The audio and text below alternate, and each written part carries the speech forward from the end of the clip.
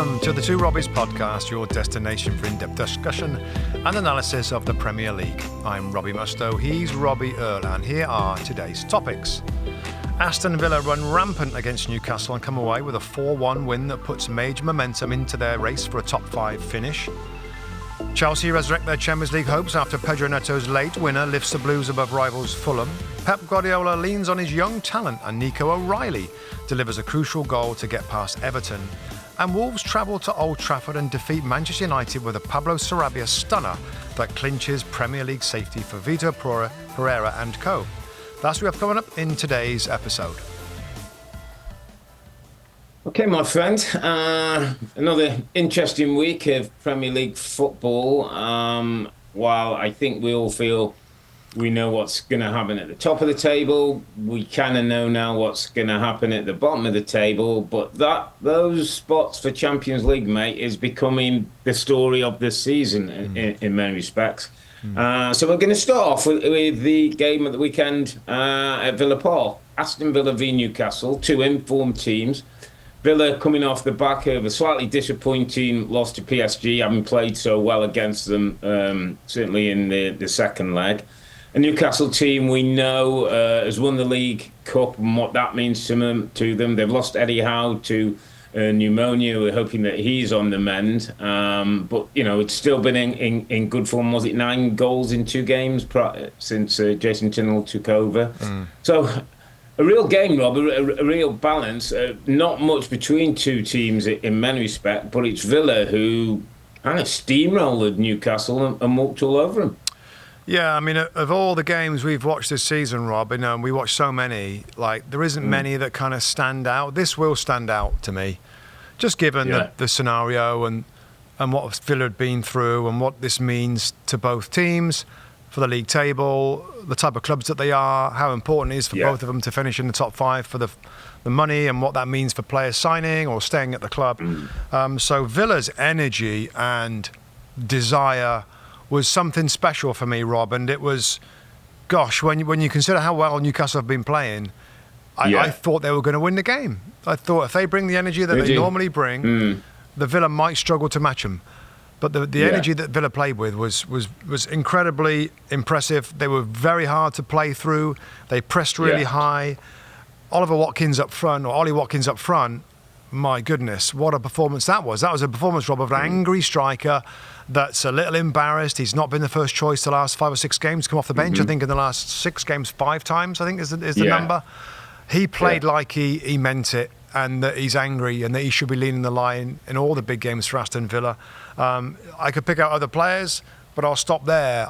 This was just a colossal performance from a team right now that's incredibly motivated under a coach that continues to motivate them in a special way. Well, I'll just point you to last week's underappreciated performer of the week for me, Oliver Watkins, my friend, who I was saying, and I thought the performance was almost a sign of that at times he is underappreciated, at times not sure he's valued as much as he should be, because he gave the Newcastle defenders a different problem with his running, and you know they're not a direct comparison, Watkins and Rashford. Maybe over the course of time Watkins might get the odd goal more. Rashford's better on the eye, Rob, a better footballer, technically sounder, I think got a bit bigger and better skill base. But Ollie Watkins brings something to Aston Villa that I think they miss when he doesn't play.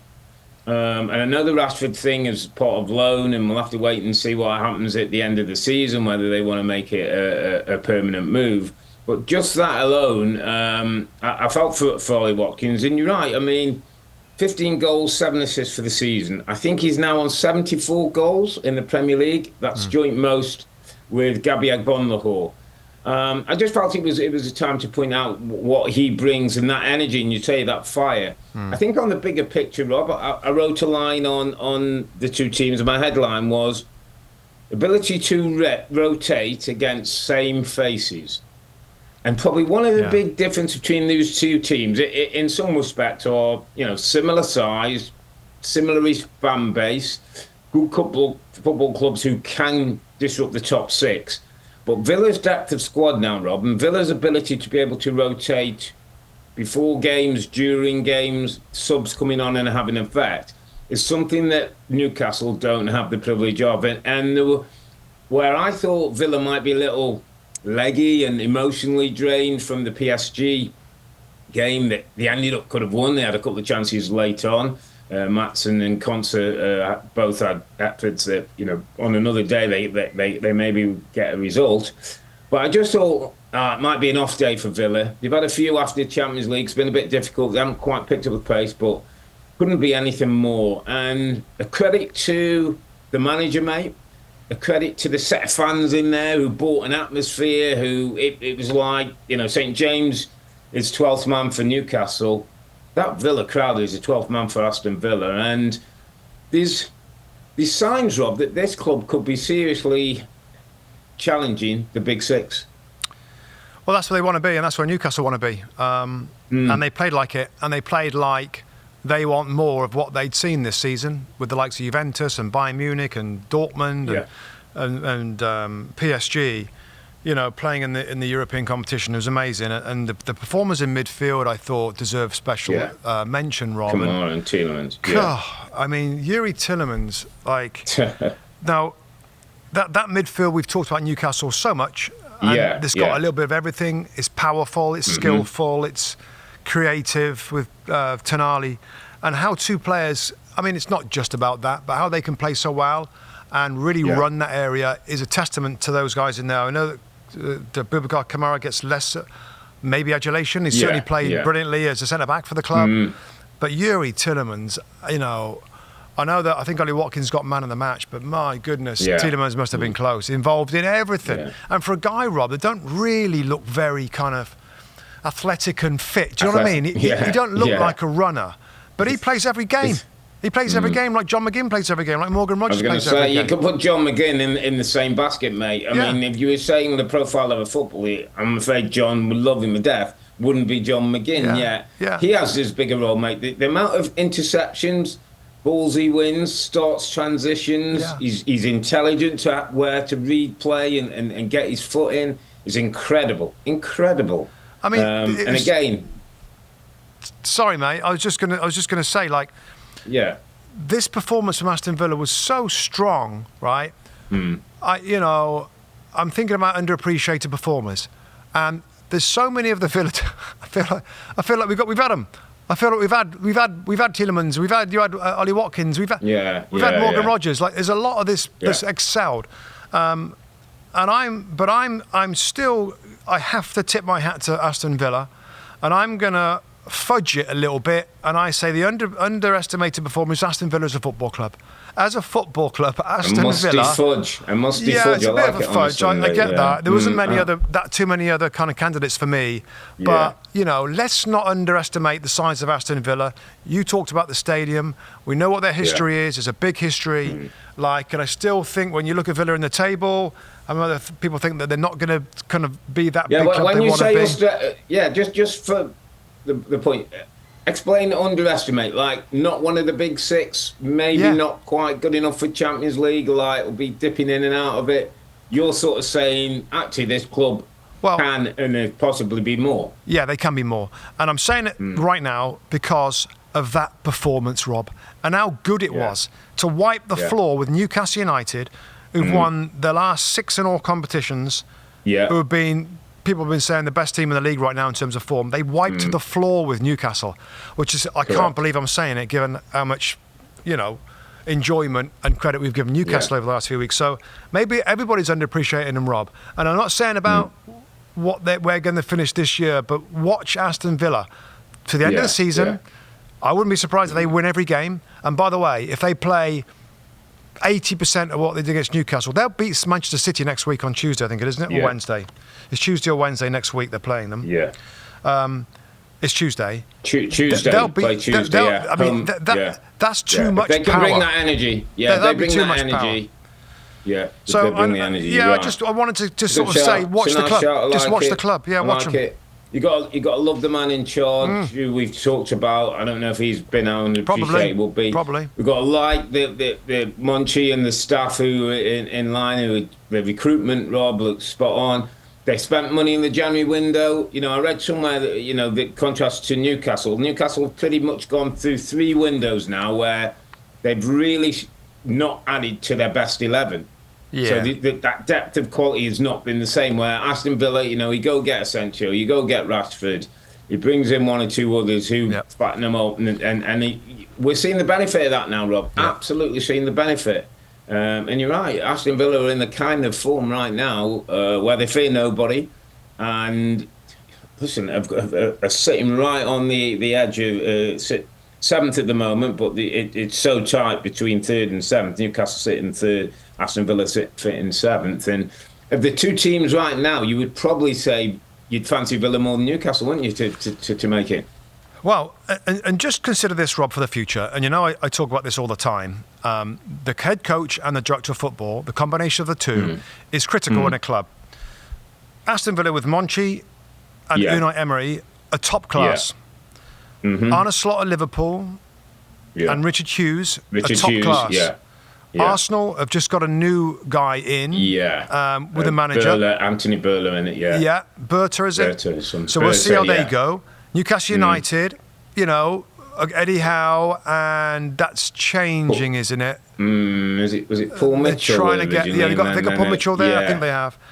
And Man City, Hugo Viana with Pep Guardiola. Viana's very new to it as well. And of course, the 2, Win Stanley and Lawrence Stewart at Chelsea with Enzo Maresca. That's still jury's out in terms of how that's going. So in terms of those players, watch this space with Villa. Because, I don't know whether they're going to get into a bit of problem with PSR with the money they spent in January or the loan signings, the wages or whatever. But I just wanted to pay a lot of credit to Villa because that was special performance.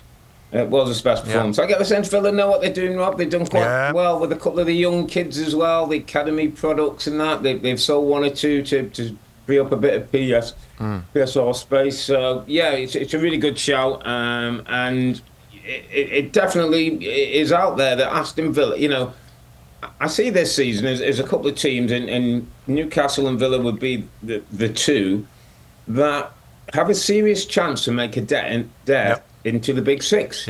Manchester United still miles away. We'll get to them. Chelsea's still very much a project in work, that we're not really sure yet where that one's going to play out. And Spurs and Ange is Ange and going well in Europa, but we don't know where we are. There could be an opportunity for a couple of these clubs, and maybe Nottingham Forest actually is the other one we should probably throw in there. Ambitious owner, multi-club situation.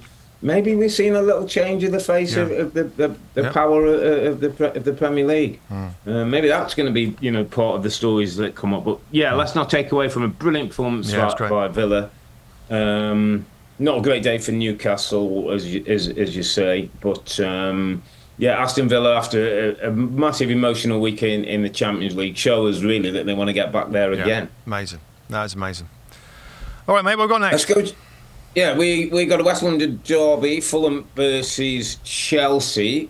Fulham 1, Chelsea 2. We won't be scoring first for Fulham. Fulham go 1-0 up till late on in the door. Tariq George, 83 minute, gets an equaliser, and then a lovely strike from Pedro Neto. The kind of Pedro Neto we saw at Wolves late on was enough to give Chelsea the win. I know you were keeping an eye on this one, certainly second half, mate, because I had my eye on the Arsenal game just to see how they were doing. Talk us through it, because every time I looked up early on, Rob, it looked like Chelsea were having one of those Chelsea off days again. Well, I think it was in the first half. I switched to look at it in the second half when Chelsea are losing. It's like, wow, this is a story. Of course, we have all the games going on at the same time. As you said, you're at Arsenal. Arsenal was our main game, but they're absolutely cruising with a man extra. I watched Chelsea more in the second half. Now, they made substitutions. They found a way to do it late on, but this was it's just a big couple of goals. And Tariq George, a young 19-year-old forward, comes onto the game, Rob, comes in as a striker, takes that goal really well. And that was such an important moment in the game. And in the Chelsea season, really, considering what they want to do, where they've been in terms of league position, the way that the fans feel about the manager and the team right now, that aren't sort of thrilled with what they're seeing. To turn that around, and Pedro Neto's goal was a stunning goal, and we see flashes what we know that he can do, not all the time, but we see flashes. Another really strong flash there, brilliant goal from Pedro Neto.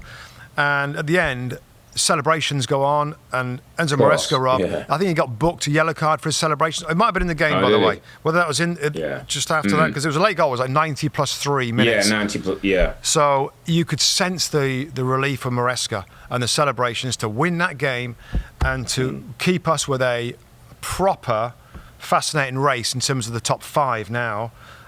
Was crucial, because they lose this game to the rivals, West London rivals, Rob. Yeah. I mean, what are the fans? I mean, you know that club very well, Chelsea. Oh, sure. I mean, where would it have gone with the Chelsea team right now with the fans? Rob, with 3 points, I'll still go back to your question.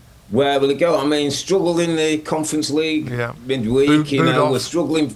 Yeah, booed off, struggling for long periods of this game. Like, when Chelsea Football Club play Fulham Football Club, Chelsea expect to win and expect to win with a certain style and ease. They don't expect it to be a 2-1 two late goals, last minute, Pedro Neto scoring a worldie, great scenes. But regardless, Rob, of the 3 points, I still think there might be some questions going on at Chelsea, and it will probably all come down to what place they finish. Is it in the top 5? I think that gives him a much better base and place to put his argument. If it's anywhere outside the top 5, Rob, based on some of the performances their Chelsea finish, I think Maresca's in trouble. I can't. Honestly, I think he could. No Champions League football for Chelsea, Rob. And then added to that like, we've won against Fulham, but it was late on, and it, the way of the style of play at the moment, the position of the football club, there's a bit of unrest between the fans and the manager, which is never helpful. We're not seeing the best of some of the players, even though he's getting 1 or 2 back now. There's still question marks about a number of players in that squad, and I know it's a young squad, and I know he's got to get better, but I still think, Rob, we're pointing at 4 or 5 pieces needed to get that to where it should be. I hear you. I tend to disagree with. Well, I don't know. I think we've been long enough football now, Rob, to know anything can happen, right? And fans' voice is powerful. And we talk about situations being untenable when it's a really horrible atmosphere. I really hope we don't get to that. Give the guy time. Give the club time. The decision to go with these two directors of football at the football club and going with a manager that they believe, they knew was not a big name. They believe in his ability to coach, and he's a tactical coach. I hope, even if they finish in 6th place and end up in the Europa League, I hope they stick with Enzo Maresca. I want to see more. I want to see more. I want to see more time. I want to see some additions in the summer, Rob. I want to see experienced players. I think, I'm not sure it was David Ornstein or somebody else. There was talk about Virgil van Dijk as a potential target of Chelsea Football Club if it looked like he might move on. Now, you can laugh and everything, but doesn't it? If there's an ounce of truth in it, is it time? And I'll throw it back to you. That this young group, it's like, this is all good. There's some young players here, but we need some experience. We need a grown adult in the team. We need a leader. That's not good enough. Do you think that? It makes sense to me, and all the young teams, all of them, Rob. They've had 2 or 3 pros in the team. Even the United, the '92. There's Robson. Robson, McClare, Schmeichel, Cantona to nudge them in the right direction. Dennis Irwin, great pros exactly around. Right. What Chelsea need are some 26, 27, mate. Players who've you know what you're getting now. We know where we are. Still got energy, still got drive, still want to go and achieve things. And the problem is, Rob, maybe for Maresca, if that's a departure from the way he's going and that's the club's way of going. As I go back to my point, I think we're talking about 4 or 5 pieces required. I think I've said to you before, I don't like any of the centre-back pairings. And I know you like Fofana particularly. I'm still not convinced. I like Colwill.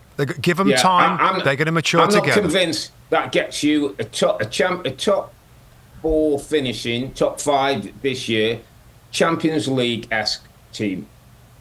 Not for me. The goalkeeper is still a problem. Absolutely. That needs addressing. Yeah, absolutely. The centre forward at the top end of the pitch needs addressing. There might be a midfield player who can bring something, a different balance to the team in there. And then the wide players have got players. I think they've got enough midfield players. Blimey. I mean, they just need like you said, Rob. They need a proven somebody who knows what you're going to get from him. He's going to score 20 goals or 15 goals as a wide player. I mean, Madueke might be that guy. There's too many question marks, and this is the thing with young players. We all want to see it. I love seeing young players, but there's going to be times where they're going to be a little inconsistent. And if your whole team's made up of those guys, Madueke right now is not doing anything. He was brilliant earlier on in the season. So that's what I'm talking about. Sancho wasn't, was he? And then you've got a lot of wingers who are all very similar. Yeah, you're not sure what you're going to get week in, week out. And Palmer now is having a funny period where he can't seem to score. Second half of the season's not been good for him. Going back to the start, Rob, I hope that this club can stay together. I hope they all finish in the top 5, right? But I hope Chelsea do because I want to see more of this project. And I know there's more to football than tactical stuff. And I saw an interesting quote, Rob. It's a little bit off-piste here. Bernardo Silva did an interview this last week and a bit about Man City. And he said, I think we're playing with too much tactical thought on our mind, that we've lost the spirit. You can get bogged down, And I think it's such a good point. And if it happens at Man City, I think it happens at Chelsea. It's so complicated, and I know we never go too much into the details of it because it can get a little bit dry with everybody. But what they do, I enjoy it. And Cucurella can play in 3 different spots in the same game. The midfield can be a 4, can be a diamond, there's all sorts of stuff. I just wonder if that's the case at Chelsea where it's all about tactical side instead of forget about that. And let's just flip and drive on and play with determination to win games. And maybe of all those people, Cole Palmer's probably one of those. Probably starting to take that on, and maybe just not seeing the natural talent that is outstanding and there for us all to see. But listen, and also Rob, we got a young manager in Enzo Maresca. It's his first go in the Premier League, and maybe he's learning. Maybe it's a season where he's understanding things. So it's just whether those Chelsea fans have got the patience, Rob, innit? It's whether those Chelsea fans have got the patience with the manager. Chelsea fans, and it's whether those Chelsea owners, mate. Let's also remember, it's whether those Chelsea owners will feel they want to continue down this path because they see promise coming further on down the road, and trusting in Enzo to get it right. You mentioned Manchester City. It's a good segue, mate, to Goodison Park. Last time City played there, will have played there now. Manchester City coming away with a 2-0 win. Late goals by Nico O'Reilly and Kovacic. City got what they would have expected. A difficult game going to Everton. Now it's not as it was. It was 0-0 at half time. I thought Everton played reasonably well, created 1 or 2 opportunities, weren't able to finish. City are not as fluent, and maybe you point to it's a good point that Bernardo Silva, who continues to play and continues still to have a big influence, but it isn't quite as fluid as we like. Haaland is a miss, we know that. The amount of injuries and Pep getting right, but it was a win for City. It's important now for them, regardless of how they play, they get enough points to make sure they get in the Champions League. The win puts them on 58 points. They sit 4th in the table at the moment. I'll tell you what I'm going to do, my friend. I'm going to go to my underappreciated performer of the week before I give you a chance just to sit in. And it's a young gentleman called Nico O'Reilly, who's a 6'4", can play midfield, centre-back or left-back. It's kind of coming to the team, Rob, a little under the radar. Guardiola's coming down to come to the century. He's coming at left-back. I saw him play in the FA Cup recently. He came on, changed the game, scored a goal. He's gone back-to-back now in the Premier League. He's 20 years of age, was at the football club from 8. Another one that's come through this academy. Rico Lewis has got a lot of headlines as the one, came in on the right side and they were allowed to let Kyle Walker go. this Nico O'Reilly might be a little find, my friend. In all the talk of the big signings and all the talk of the injuries, of all the talk, this young man looks like he understands football. I saw him jumping into midfield a number of times, Rob, against Everton. He can play with his back to play. He can play on the half shoulder. He can get turned and drive forward. Got a lovely left foot. Seems like he's got the trust of his experienced teammates. I just thought, you know what? It's another one from City. In 3 or 4 years, we might be talking about this kid as, wow, they found another. You know, I'm not saying he's Phil Foden, and I'm not saying at this stage he's Rico Lewis, but he's starting to show, Rob, a maturity. He's got good size and good presence. He might well end up at centre-back, which is his best position. A left-footed 6'4" centre-back who can play and can defend. That's gold mine, mate. That's gold mine stuff. Yeah, it's a good shout. I mean, this is certainly one to watch. It's in that category as well, Rob. And I think, you know, Pep's given plenty of minutes to young players. It's funny, Rico Lewis now is out of favour.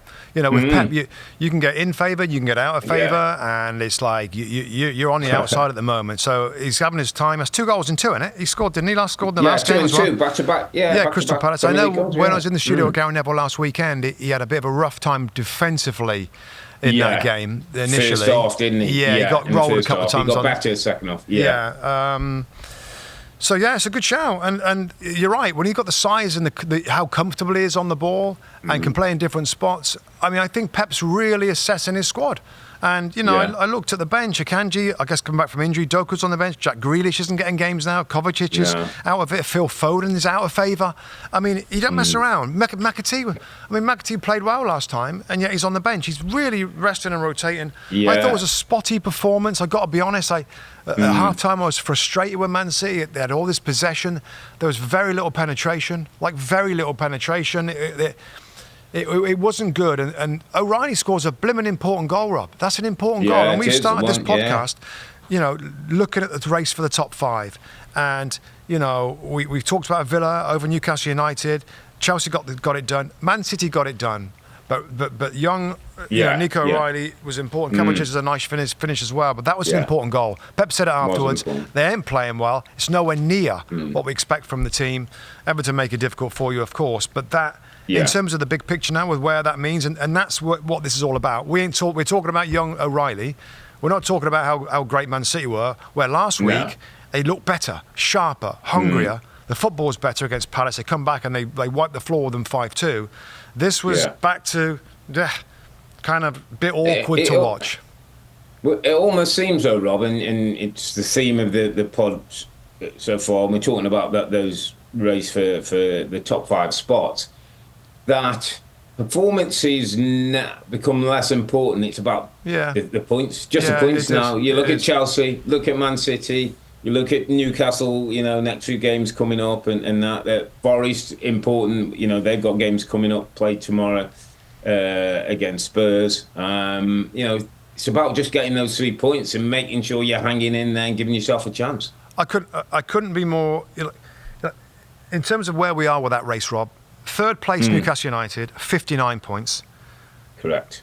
7th place, Aston Villa, 57. 57 There's 2 points between 1, 2, 3, 4, 5 clubs. 5. 2 points between 5, yeah. Yeah, and then Forest can help their cause tomorrow. And there's 3 spots, isn't there? And there's 3 spots for those 5. There's 3 spots. So 2's got to drop out, and it's going to be fascinating. Absolutely fascinating. It was a strong weekend for Villa. A good result from Man City, and I was worried about Chelsea. So for them to win, Chelsea did well. It's good. This is going to be a fun race to watch, and who knows who's going to make it. You know, we both flipping jumped on the Nottingham Forest. You pushed me on the bandwagon for Nottingham Forest. Don't you worry about Nuno, mate. They go to Spurs tomorrow, mate. That's absolute guaranteed. It's kind of a good matchup. Yeah, I mean, people might listen to this afterwards, so we're kind of predicting this a little bit. I guess we're previewing it if people don't listen to this until. It feels like you're a good matchup. You're going to be happy when you're sitting on that train on the last day and we're heading to Europe on the Forest Express, my friend. We'll see. Let's talk about a team where things, go from incredible to incredulous with Manchester United. Manchester United 0, Wolves 1. Manchester United's 15th, 15th Premier League loss of the season. Sarabia with a beautifully taken free kick, left foot, beats the keeper. Wolves get the win, that puts them safe. the 3 points that put Wolves and Manchester United on the same amount of points, my friend. I have to say that. I have to look at it and say, it's absolutely Manchester crazy. United and Wolves have got 38 That's points absolute each. crazy. I mean, we saw the celebrations from Wolves afterwards, Rob, staying up. I mean, United, like, well done. Congratulations to Man United as well. They're staying up. Like, they got 38 points, like Wolves. Yeah. I mean, it is absolutely insane. And, you know, the rotation was there. We know there's a lot of young players playing for Man United. But I didn't even say even. I mean, it's kind of laughable, really. And when you see the result and the table, you chuckle. And I don't mean any disrespect. No. You know, it's like, this is incredible that Manchester United are this far down, and Wolverhampton Wanderers that sacked their manager because they're heading into Championship, and now got the same points. 13 points. There were 13 points difference when Pereira's first game was against Manchester United. 13 points difference. So it shows the job Pereira's done and what Wolves have done, and congratulations to them, because they've certainly put themselves, you know, had a real good go at it and shown what can be done. For United, Rob, and we're saying it slightly jokingly, and we know now the Europa League and the game they've got coming up in the semi-final obviously is everything now. But it's 38 points. It's 14th in the Premier League. Kind of okay. Does it not matter, Rob, now that when it's the Europa League? Oh gosh, it does matter. It just does. I don't care. For me, it does. Whatever. I mean, and the Europa League. By the way, if they win that, they're in the Champions League next year, which will be incredible to think. So if you're the manager now, Rob, would you not put all your eggs in that basket? Wouldn't you be? Well, he is, isn't he? He is, Rob. I mean, he's putting them. He's moved the team around. He's got semi-final coming up. I mean, there's a potential match-up with Spurs, isn't there, potentially? I think is it Bilbao? Is it Bilbao that Man United have got? United got Bilbao. Athletic Bilbao, yeah. So, I don't know. I mean, I feel a little bit like the Enzo Maresca situation. It's his first season, and I don't know what sort of pressure is on in terms of where they are. I think it's a little different to Andrew's had an extra season at Spurs. I hope we see this continue. If Manchester United, and I don't know what's going to happen in the Europa League, and I don't think it actually makes much difference. When the season kicks off next season for Manchester United, and they've hopefully done a bit of business in the summer, then they have to, Rob. They have to. No, you can't say they've got to do business in the summer. The first 12 games, right?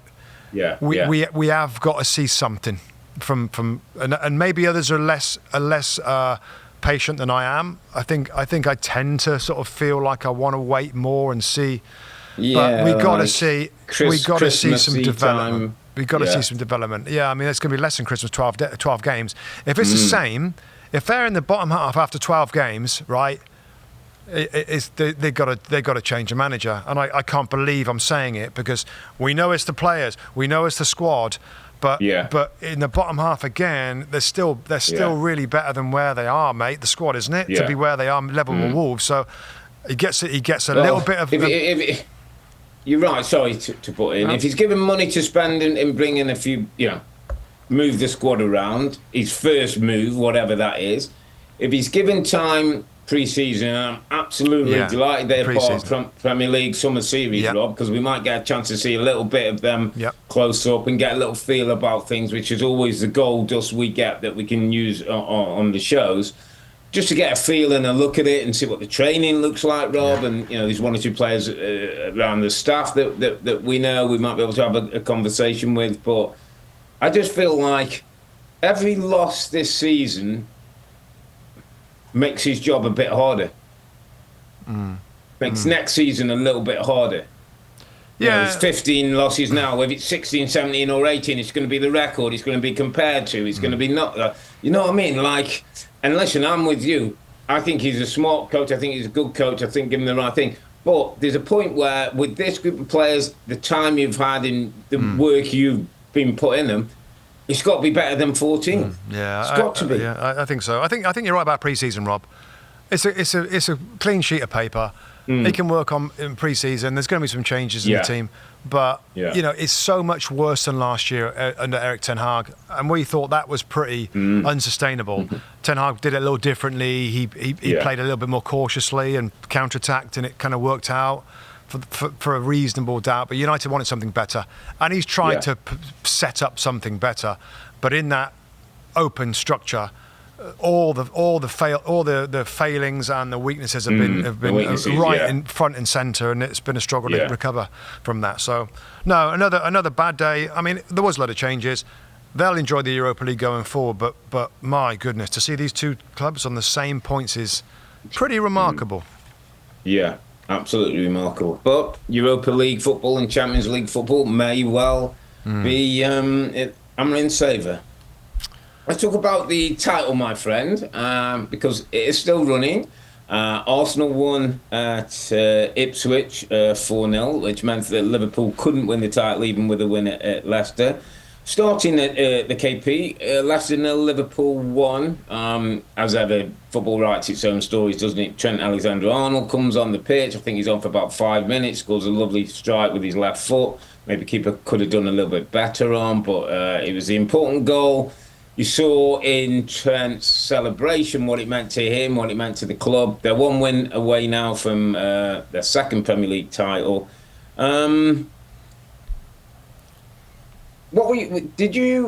kind of felt, Rob, and I read listened to a couple of people after the game, said almost like that game kind of summed up Liverpool. You kind of always clearly the better team. Probably felt they should have, had a couple of goals, taken a couple of chances. There's always feels like there's a bit more to come, but they've ended up getting the job done. And in some respects, I know a lot of people are sort of saying that's how they feel about this title. And I know some are saying whether they continue to win or they drop off once they've got the amount of points amassed. Any disappointment in Liverpool's performance today, or is it about getting the job done, and is it about the win and Trent coming on and scoring? Kind of sets its own story. There's a couple of stories, Rob, and I'll answer the question. There's a couple of stories here that we want to talk about. But just to answer your question first on that quick. At half time, I was like, God, this is painful to watch. Of course, we're doing the show, we do the broadcast. Half time, I don't want to rubbish the game, but I got to be honest in what I feel. And you've got a team in Leicester that are going down. Everybody knows it. Players knows it. The commentators know it. The fans know it. Okay, we're not getting out of it. Liverpool, they're going to be champions. Everybody knows it. The fans know it. And you had this kind of funny game where it's like, it was a non-event, really, for the first half. And we did get some bit of action and drama in the second half, thankfully. Yeah. I mean, I don't think it's... You said about it being a typical or summarised Liverpool. I'm not sure that's fair, because they've earned the right to coast a little bit. And let's have it right. They're definitely coasting. They're stepping up when they need to win games. I think that's been 2 or 3 now where they've it's been a bit slow. They're coasting, they're cruising, only to be expected, and then have a little rally up and do something good and win the game. And this was the case again. So it is what it is. Like, at least we got a little bit of something in the afternoon. Now, I think it's 2 things, the 2 big stories I want to ask you about, Rob. The disallowed goal for Leicester City. The goalkeeper, wasn't it? It was Alisson that gets nudged by Patson Daka. The ball's in the air. Daka looks at the ball, sees the goalkeeper, get a sense of where the ball's coming down, and moves to try and get into that area. Like me or you would do, Rob, if we're in the midfield, and the goalie's bashed it up, and the ball's up in the air, and me and you are just trying to, I'm trying to get space, you're trying to find... and shoulder to shoulder is kind of okay to get yourself in the right position to flick it on or whatever. I thought that was what I was watching and what I saw. There wasn't any kind of pulling of the arm of Alisson. It was 2 players that were looking, one nudged the other one. I thought it was a perfectly fair goal. I didn't like the social media posts from the Pedro Neto that do that, the match centre, saying that he didn't attempt to play the ball, he fouled. I disagreed. Tim Howard disagreed, and he's a goalkeeper. Did you see it any differently, Rob? I think where I probably see, I kind of agree with what you're saying. I'll go back to the first thing you said, though. when we're in midfield, there's two centre midfield players. There's certain things that happen there that can't happen the same way in a penalty box, Rob. And I think it almost feels like that situation, like the special dispensation for goalkeepers. And I'm not saying it's right and I'm not saying it's wrong. I'm saying that's the world we live in. And so you can do things with in the midfield or an outfield player that you can't quite... What do you mean goalkeepers? What do you mean special dispensation? What they get extra protection? If you jump with your arms and catch a goalkeeper's hand and the goalkeeper's using his hand... That's different. That is different. But I'm saying it's a goalkeeper. He's different. I think a goalkeeper's treated different than an outfield player, and it's the reason why I think that decision and what the PGMOL are going for. I think if the same Patson Daka does that in the midfield against Gravenberg, I think we play on. I don't think it's a foul. I think inside the penalty box, I think it's just things are different. We know tackles are different. We know contact's different. We know pushes are different. That's the reason why I think they went that route. Do I totally agree? Not 100%, but I think that's the reason I'm trying to explain why I think it was given and why I maybe see a little different. Yeah. The other thing, Rob, and by the way, I appreciate that. And yeah, I mean, it's all subjective and stuff. Correct. But I do agree that things are different in the penalty box and things are different with the goalkeeper. I just saw two professional footballers shouldering each other, trying to go. Daka did he saw it coming. Almost like let him get on with it. Let's play. Trent Alexander-Arnold, Robbie, been out injured for quite a few weeks now with a problem. I think during that time and before that time was kind of criticised quite heavily for not signing a contract or potentially leaving on a free transfer. Scores the goal, brilliant strike with his left foot, and whips off his shirt, slides on his knees. Tenses his old six-pack in front of the Liverpool fans. And Stop being jealous. No, I am jealous. And an emotion, I don't know whether I've seen that before from Trent Alexander-Arnold, Rob. Rarely. So we did see an interview afterwards, and he kind of hinted that he's been out for a long time, he's just thrilled to be back. We're getting close to winning a title. Was that about him helping Liverpool win a title? Was it about... The celebration are we talking now? The celebration, Rob. The emotion. I mean, was it just I'm helping my team win another title, or was it like have that? You're unfair giving me criticism for not loving this club or not wanting to stay or not wanting to be a legend at the club. What was it? No, I don't think it was particularly the latter, and I know where you're going to, and I want to come back with a question for you, but in answering or trying to answer yours. What I did, Rob, in that situation was put myself in Trent's position. Okay, I've been out. He's been getting a little bit of criticism for the way he's gone about the transfer that looks like it's going to happen now in the summer, and he's going to leave, and Liverpool are going to get no money, and he's a local boy. All that. I think, Rob, that he's had to sit, read, watch, hear people talking about him, saying about him, and he hasn't come out and said anything. He said at this point he doesn't want to take the focus away from Liverpool and the title and all the in a professional manner. I thought it was an outpouring of all that, Rob. Now, Trent Alexander-Arnold could have said my ankle's still bad or his cough, whatever his injury was, and he could not play between now and the end of the season. He could have said, you know what, it isn't quite right, and then he could kind of usher himself off to where he wants to go. He wanted to play, Rob. He's been partly, Alexis McAllister was saying, he's been working so hard in the gym and that to get himself fit. He wants to be back playing. So I think it was, and that tells me that he cares about it, Rob. And I think he's a little upset that people have been. So was a little bit of that then, Rob? So there was a bit of that in that. I think it's him saying, respect me. It's him saying, I'm a Liverpool player and I'm here and I still want to be part of Liverpool and I'm still part. I think it's that. Now, I had a really interesting debate, Rob, after the game, which I didn't really think of, and it's got me thinking. Trent Alexander-Arnold, we know, all intents and purposes, will be a Real Madrid player come the summer. He'll have won the Premier League title, his second Premier title, he's won Champions League and numerous trophies. He's a modern-day legend. Many kids will look up to him. There'll be disappointment that he's left.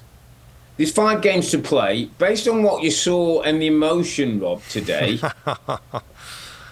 go on. Does Trent if you're on a slot, do you play Trent Alexander-Arnold in the last 5 games if he's fit, or are you starting to think about life without Trent? And Conor Bradley is in the team. Am I better getting 5 looks at Conor Bradley than 5 games with Trent? It's a great question. I thought Conor Bradley might have had the worst game I've ever seen him have for Liverpool today. Yeah. I mean, just one of them things. Yeah. He's obviously very talented. Well, the point with that, Rob, is, and when I saw him today, is we've all got to stop either thinking, well, Conor Bradley could, there's thoughts in there. Well, Conor Bradley's done okay. Conor Bradley is not a Trent Alexander-Arnold. Trent Alexander-Arnold is a unique, very talented footballer. Yes. And you're not going to get like to like. You're going to have to create something else in a different way. Yeah. I'll tell you what's interesting, Rob. Lee Dixon. But answer my... answer my question. No, I will. That's a good shout, yeah. I think what's better for Liverpool? I think I'm playing Trent Alexander-Arnold. I just think I'm playing him. I mean... I'm playing my best player. I'm playing the person who...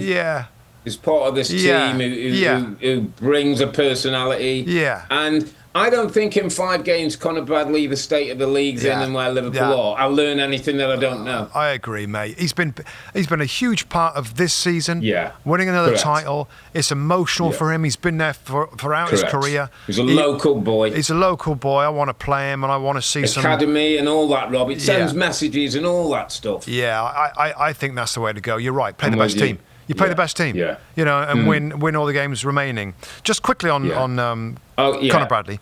Lee Dixon said in commentary today, he said, when asked about, is Conor Bradley ready to, can he replace, is he a good replacement for Trent?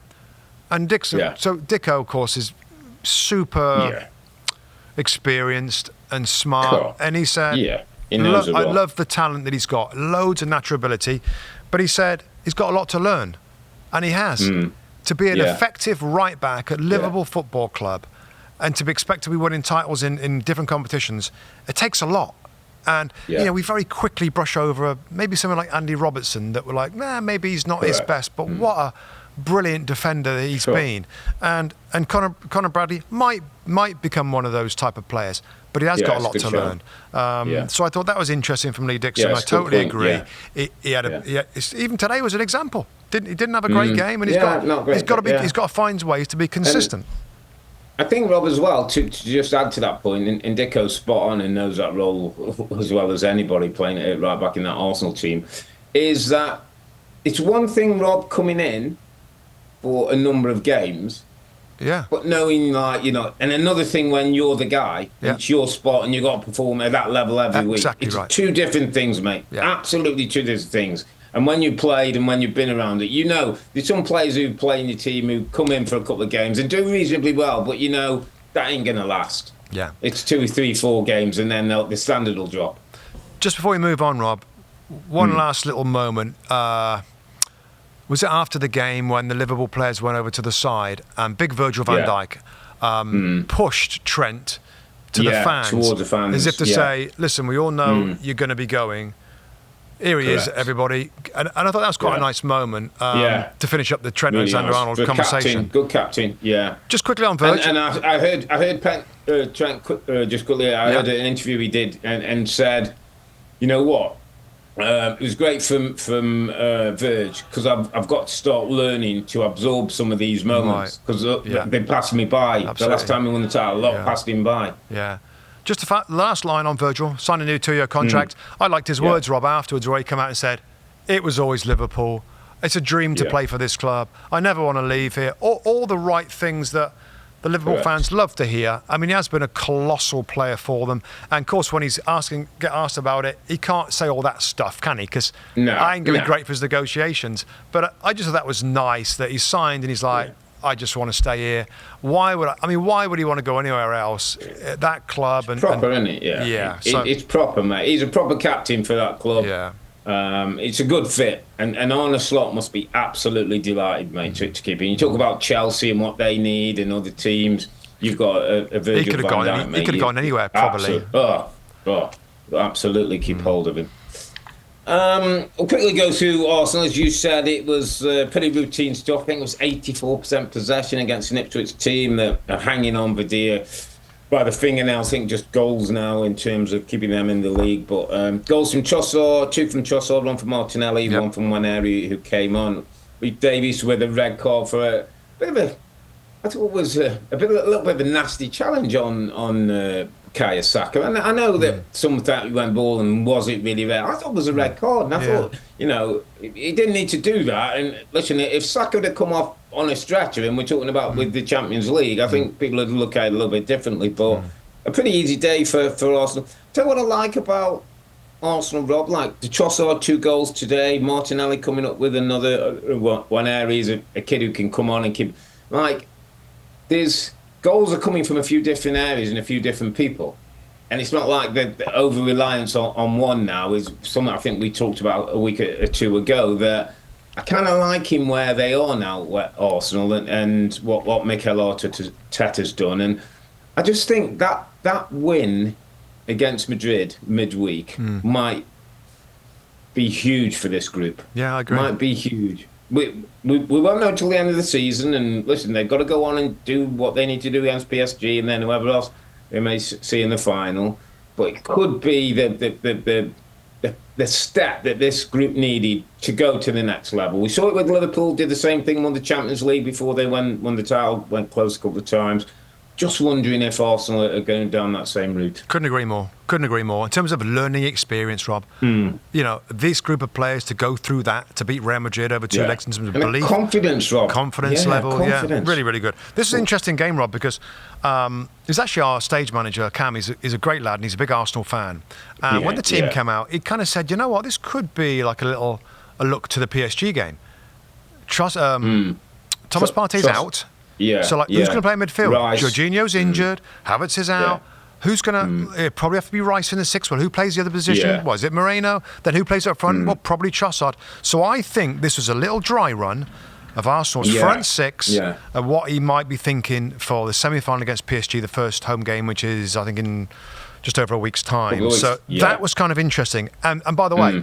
And of course, he had his star wingers out there. This was a perfect game for... to try it. Try. As a little try, more minutes in Saka's legs.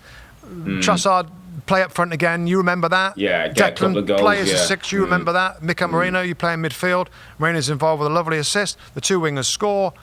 I mean, when Eric comes off the bench and scores, it was a very nice preparation for that massive game coming up. I think, and to add to that point, Rob, I think the other thing that Arteta has and has the ability to do very well is also rotate those positions a bit. So Moreno, up you pop, you can go in the top a bit. Trossy can come in there, or Trossard, you can go to that left-hand side. Martinelli, with your pace, go and have a look. Maybe. Yeah. You know what I mean? He's got those interchangeable pieces that could cause teams problems. So, it's a good shout. Like you say, making use of these games. And a bit like Manchester United now, Arsenal need to finish second, which look all intents and purposes that's going to happen. And then they've got to prepare themselves for 2 huge games against PSG. And then, great games there. Listen, if they get through that, mate, then we're starting to cook. Just looking at the other results around the league, Rob, this weekend. Brentford 4, Brighton 2. Always plenty of goals at the G-Tech. And we got to love Brian and Burmo and Johan Wieser, mate. We got to love those 2 boys. 34 Premier League goals between them. Yeah. Who needs Ivan Toney?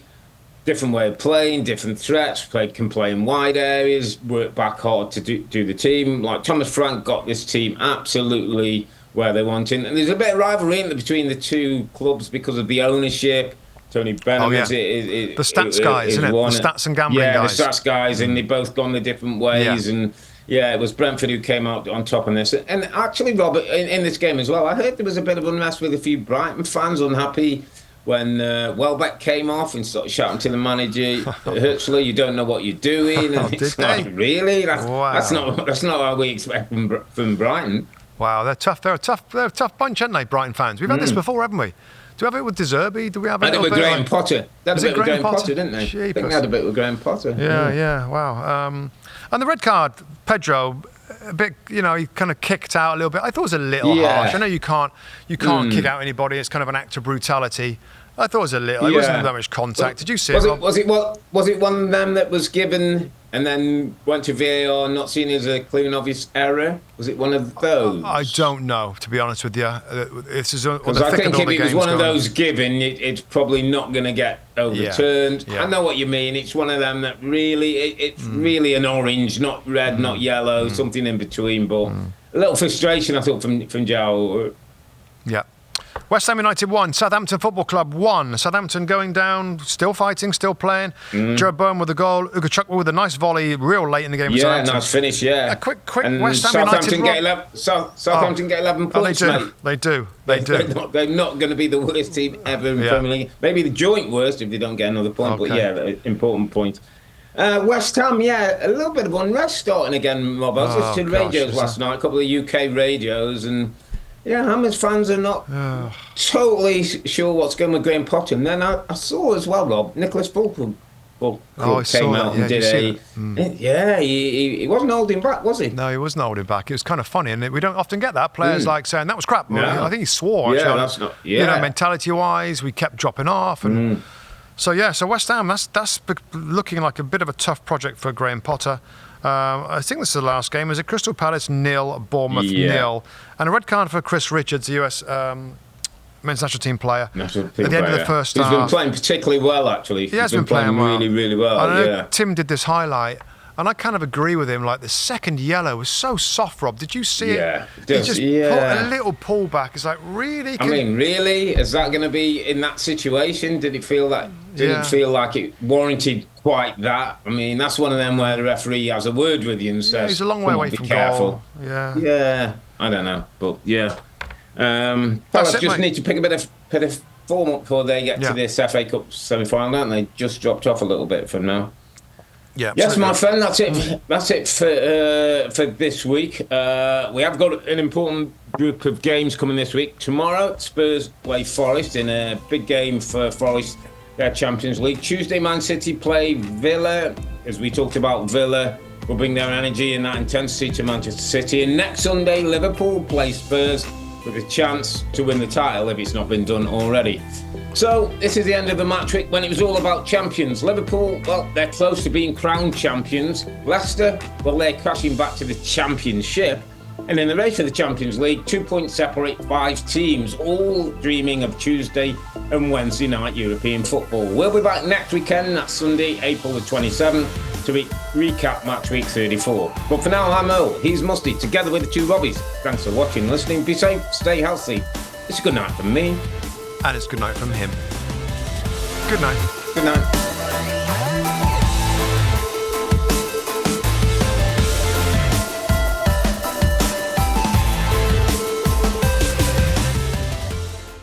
Hi, I'm Rebecca Lowe, and as we head towards the end of an exciting Premier League season, make sure you like and subscribe on the NBC Sports YouTube channel for more content like this.